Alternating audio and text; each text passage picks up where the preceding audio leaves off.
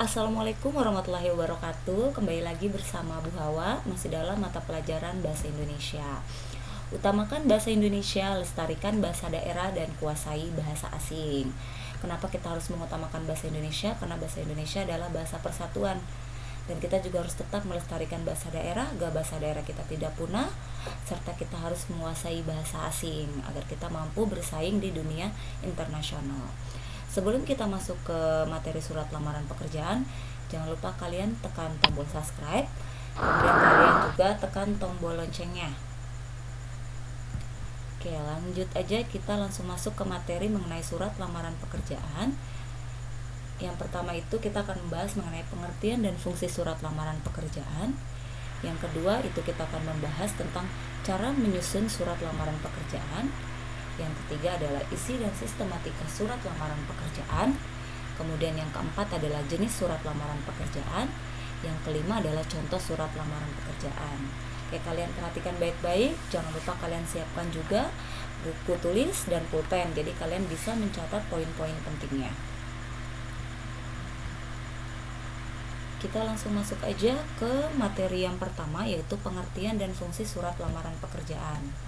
Apa sih pengertian dan juga fungsi dari surat lamaran pekerjaan? Nah, surat lamaran pekerjaan itu merupakan jenis surat pribadi yang sifatnya resmi, bertujuan untuk mengajukan permohonan pekerjaan kepada kantor, perusahaan, ataupun instansi tertentu. Karena di sini dia bersifatnya pribadi, maka kata yang kalian gunakan itu jangan pernah menggunakan kata kami, tetapi menggunakan kata saya, karena di sini sifatnya adalah pribadi. Kemudian dia resmi. Nah, karena di sini bersifatnya resmi, maka bahasa yang kalian gunakan itu harus bahasa resmi atau bahasa formal, tidak boleh menggunakan bahasa sehari-hari. Kemudian ada pula fungsinya, yaitu sebagai tanda bukti tertulis pengajuan surat permohonan pekerjaan. Kemudian yang kedua, sebagai media atau alat komunikasi. Kenapa surat lamaran disebut sebagai media atau alat komunikasi? Karena di dalam surat lamaran itu akan ada informasi riwayat hidup si pelamar. Makanya kenapa di sini dia disebutnya sebagai media atau alat komunikasi. Kemudian yang ketiga, sebagai bahan pertimbangan penerimaan pekerjaan. Jadi sebelum dia diterima oleh suatu instansi, maka instansi itu akan melihat dulu nih kelengkapan-kelengkapan apa aja yang bisa ia bawa, yang bisa digunakan sebagai syarat untuk diterima di perusahaan tersebut. Ini adalah pengertian dan fungsinya. Kemudian kita masuk ke cara menyusun surat lamaran pekerjaan. Ketika kalian menyusun surat lamaran pekerjaan, itu tidak boleh asal kalian susun saja. Ada pula urutan-urutannya ataupun tata caranya. Tata caranya yang pertama menggunakan bahasa yang baik dan benar. Itu sudah pasti karena dia sifatnya adalah surat resmi. Jadi harus menggunakan bahasa yang baik dan benar, tidak boleh menggunakan bahasa sehari-hari. Kemudian yang kedua, nah ini perlu diperhatikan, tulislah secara manual dengan menggunakan tangan. Kenapa harus dengan menggunakan tangan? Karena ada beberapa perusahaan yang lebih suka menggunakan tulisan tangan karena mereka bisa menganalisis kepribadian seseorang berdasarkan tulisan tangannya. Nah, tapi kalau misalnya kalian tidak suka menggunakan tulisan tangan, maka bisa diketik dengan ketentuan spasinya itu adalah 1,5 dan menggunakan kertas HVS 70 gram. Jadi harus menggunakan kertas HVS yang tebal, jangan yang tipis.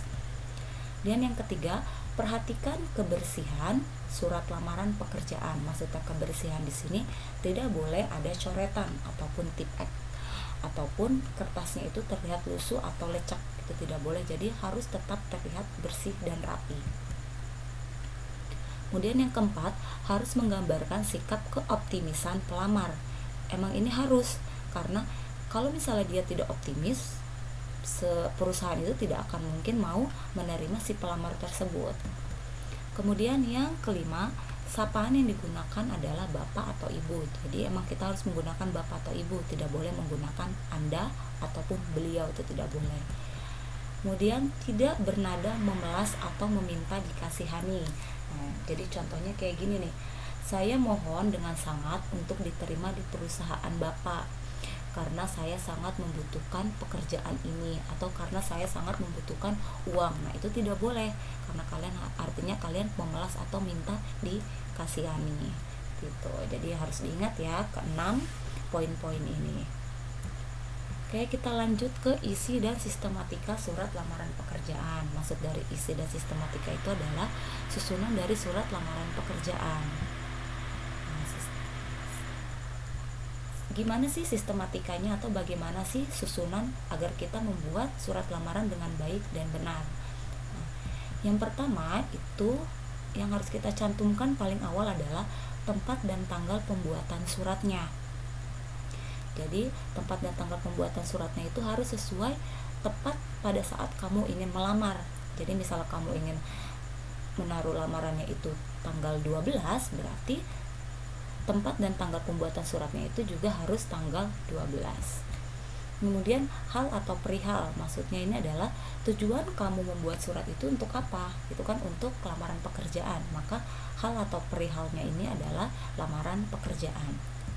Kemudian yang ketiga adalah lampiran. Nah, lampiran ini adalah berkas-berkas yang akan kamu lampirkan itu kira-kira ada berapa lembar selain surat lamaran pekerjaan. Misalnya kamu melampirkan daftar riwayat hidup, kemudian kamu melampirkan ijazah, kamu melampirkan juga KTP. Nah, itu kamu hitung tuh semuanya ada berapa lembar, ditulis di bagian lampiran.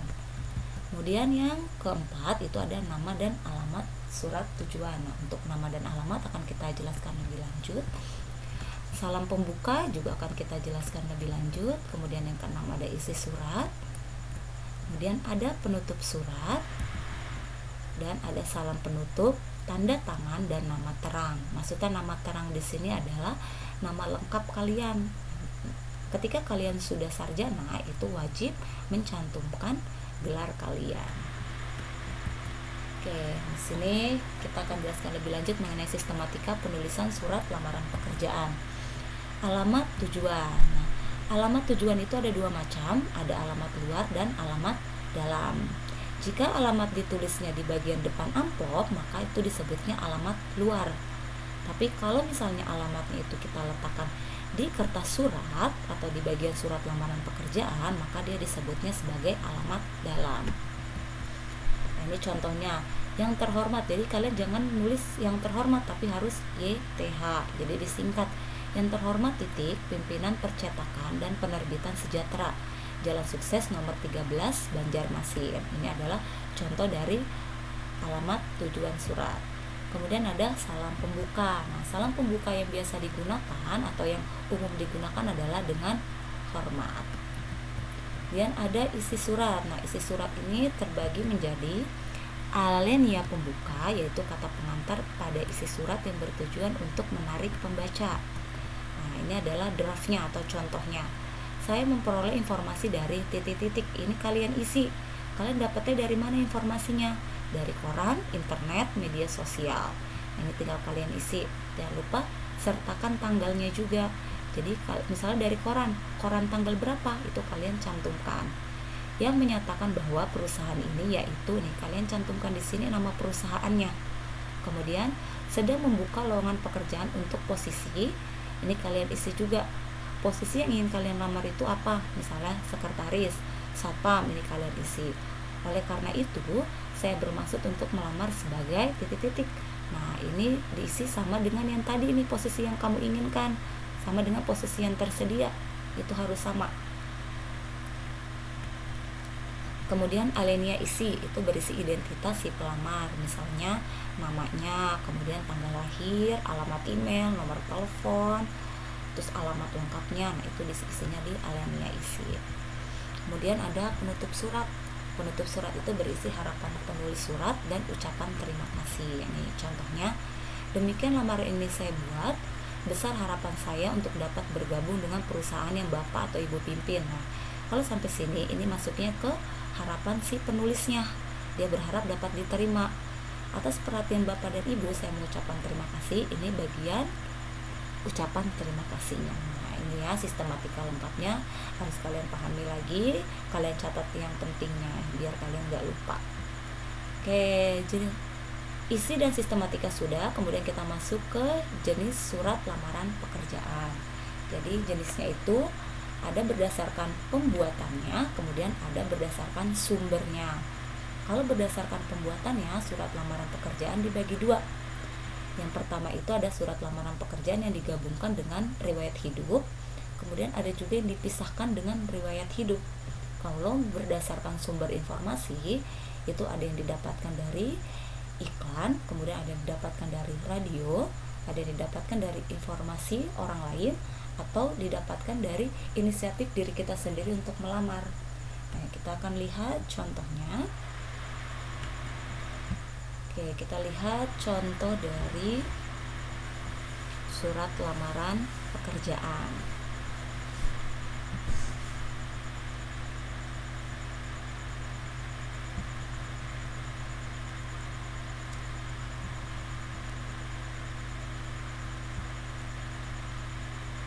Oke, ini adalah contoh dari surat lamaran pekerjaannya. Ini ada dua. Oke, di sini ada dua. Nah, kita tentukan nih yang mana yang termasuk ke dalam gabungan antara surat lamaran pekerjaan dengan riwayat hidup, dan yang mana hanya surat lamaran pekerjaan aja. Oke, yang ini adalah surat lamaran pekerjaan plus riwayat hidup. Kenapa? Karena di sini ada data pribadi, kemudian ada pendidikan si pelamar, kemudian ada pengalaman pelamar, dan juga di sini ada keterangan lainnya. Makanya di sini disebutnya surat lamaran berdasarkan riwayat hidup. Kalau yang ini hanya surat lamaran saja tanpa riwayat hidup. Oke, selanjutnya kita akan menganalisis nih struktur ataupun sistematika dari surat lamaran pekerjaan. Kalian harus ingat ya bahwa sistematika yang pertama itu adalah tempat dan tanggal. Nah, ini jadi yang pertama kalian tulis itu adalah ini. Kemudian yang kedua itu adalah hal dan tempat itu harus sejajar. Jadi halnya itu adalah mengenai lamaran pekerjaan sejajar dengan tempat pembuatan suratnya. Kemudian lampirannya, di sini satu berkas. Nah, sini salah ya, jadi jangan satu berkas. Kalian lihat di sini yang kalian lampirkan itu ada berapa? Ada ijazah, daftar riwayat hidup, fotokopi, surat keterangan, pas foto. Nah, ini ada 5, berarti nanti di lampirannya itu adalah 5 berkas. Kemudian yang terhormat manajer personalia PT Sejahtera, Jalan Sukses nomor 13 Banjarmasin. Ini masuknya ke alamat surat. Kemudian di sini ada kata dengan hormat. Ini masuknya ke salam pembuka. Setelah salam pembuka itu ada kalimat setelah membaca iklan Bapak Ibu yang dimuat di harian Pagi Suara Kita 23 Agustus 2019 dengan ini saya. Nah, ini masuknya ke alinea pembuka. Kemudian dari nama sampai dengan fast foto ukuran 4x6 ini masuknya ke alinea isi. Kemudian dari besar harapan saya untuk dapat bekerja pada perusahaan yang Bapak atau Ibu pimpin sampai saya mengucapkan terima kasih, ini masuknya ke penutup surat. Kemudian ada hormat saya. Kalau misalnya di sininya dengan hormat, maka di bagian penutupnya itu juga harus hormat saya. Tapi kalau misalnya di sini assalamualaikum, maka di sininya adalah wassalamualaikum. Ini disebut salam penutup. Kemudian Bambang Setiawan, ini atasnya ada tanda tangan, sedangkan ini adalah nama terang atau nama lengkapnya. Oke, nama pelamar dan juga tanda tangan. Oke, semoga pembelajaran kita kali ini bisa bermanfaat untuk kalian, untuk sekarang maupun untuk kedepannya. Semoga kalian bisa menganalisis ataupun membuat surat lamaran pekerjaan yang baik dan benar. Terima kasih. Sampai bertemu di materi berikutnya mengenai kebahasaan dari surat lamaran pekerjaan. Jangan lupa kalian subscribe, kemudian kalian tekan tombol loncengnya juga. Assalamualaikum warahmatullahi wabarakatuh.